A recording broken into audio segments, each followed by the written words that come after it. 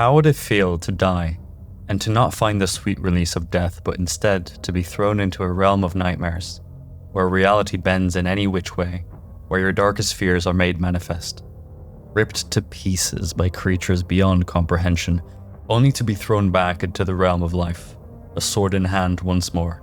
How could you walk the world of the living, knowing what exists on the other side? Would you leave a piece of yourself behind each time? Would it shake your faith in the divine? These are the questions we seek to answer today, through the story of a paladin named Isaac, pious crusader who bore deep and dark secrets. Let's get started. In the heartland of spiritual fervor, an elite military order exists, the Dark Crusaders. Bound in service to the Church of Umbral Radiance, their dedication runs deep, standing as guardians and warriors of the faith. With unparalleled discipline and commitment, they dedicate themselves to a singular cause, the dissemination of the teachings of the radiant god Orius. These Dark Crusaders are not mere foot soldiers. They represent the pinnacle of devotion, often called upon when ordinary measures fail. In a world rife with challenges, they make hard choices, unafraid to embrace controversial methods when the stakes are high. They strive to bring forth the message of Orius, no matter the sacrifice involved. In the ranks of the Dark Crusaders stands a figure of unwavering commitment, Isaac. Chosen for tasks that demand exceptional valor, he finds himself on a path leading to Mornstead, a place shadowed by looming threats. The god tyrant Adir must remain imprisoned, never to return to plague the lands. The responsibility vested upon Isaac is immense.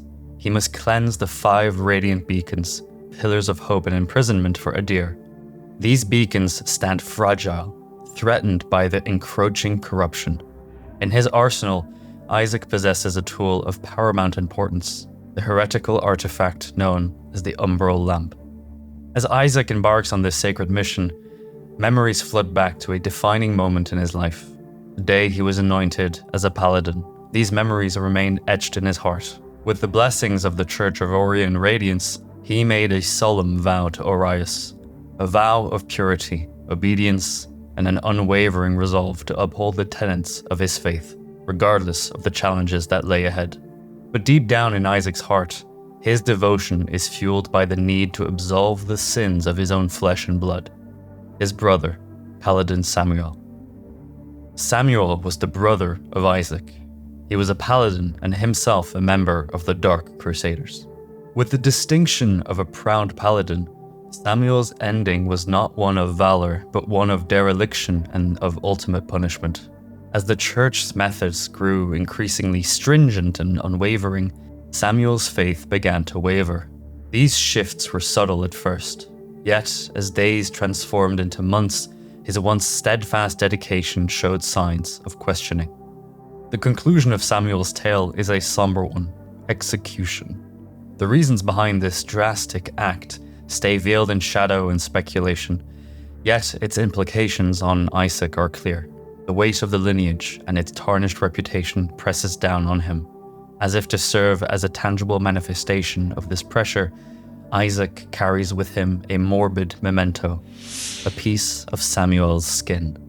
This keeps the memory of his brother's fall from grace alive and acts as a reminder for Isaac to stay the course, no matter how arduous or demanding it becomes. Little did he know that the Umbral Lamp he carried would prove to be the biggest challenge he ever faced. A key instrument in the dance between the realm of life and the realm of death is the Umbral Lamp, a creation by Molu, the last of the Nahuta, and the Umbral High Priest you can find under Skyrest Bridge. The lamp burns with a unique luminescence, one that does more than merely dispel the dark. It grants its holder the ability to traverse the Umbral realm, and even defy death itself. However, wielding such power does not come without its challenges. The Umbral Lamp's application is of utmost importance to Isaac as he seeks to cleanse Mornstead of Adir's corruption. For to truly rid a place of a god's malevolence, one must sometimes embrace the very darkness they seek to purge. The tyrant god, in his wisdom, realizes the threat that a lamp bearer poses. As a countermeasure, he fuses the ferocity of a Rogar with the eerie essence of an umbral parasite, resulting in a formidable creature. the Light Reaper. Riding atop a dragon-like creature that breathes fire, this hybrid hunter possesses a singular goal: to eradicate all lamp-bearers. Isaac, in his endeavors, encounters the Light Reaper time and time again. With each confrontation, he faces death, only to be reborn through the power of the lamp. Yet, this cycle is far from benign. While the Light Reaper's vigor remains constant, Isaac finds each resurrection more taxing than the last. The unyielding chase, the repeated deaths, and the constant return from the Umbral realm wear on Isaac's resolve. As I've mentioned, the Umbral Lamp, although a tool of power, extracts a steep toll from its user. With each resurrection, the lines between life and death blur, and the distinction between righteousness and heresy starts to wane. Venturing frequently into the Umbral realm leaves an indelible mark on Isaac. Each journey to the land of the dead not only physically exhausts him, but mentally afflicts him with doubts and apprehension. The very core of his beliefs, once unshakable, start to waver under the weight of his experiences.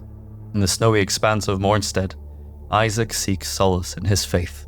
Aureus, may your grace sustain me in these most desperate of days, and in the darkness through which I fight, for it seems to encroach ever closer, and I fear the weight of this profane work will crush me, or worse.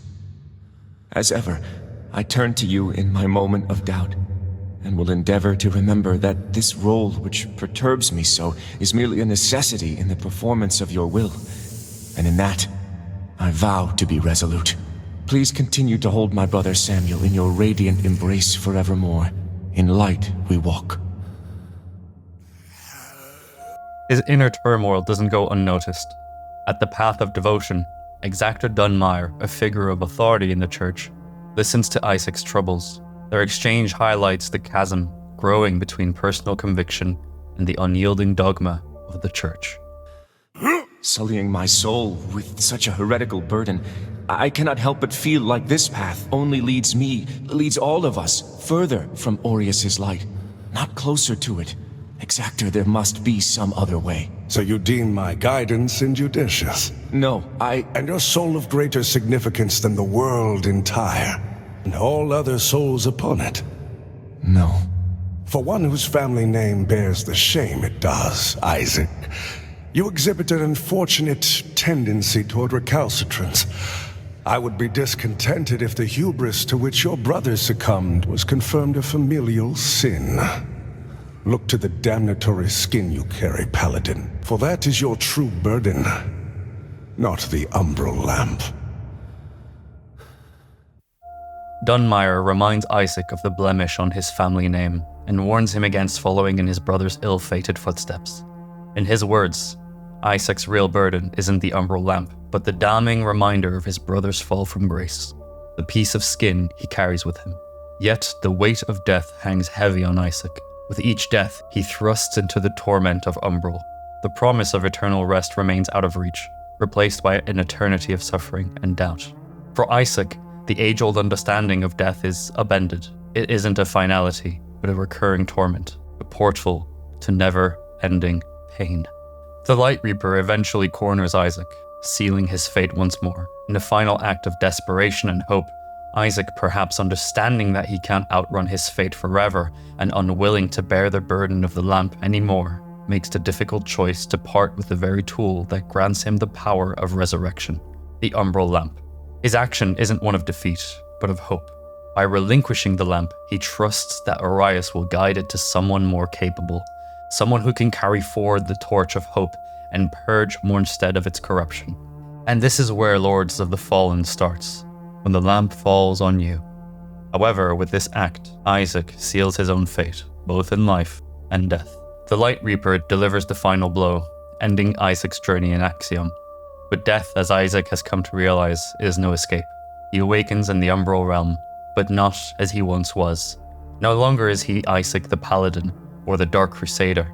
In this place, he's transformed into a manifestation of his struggles and sacrifices, known only as the Paladin's burden.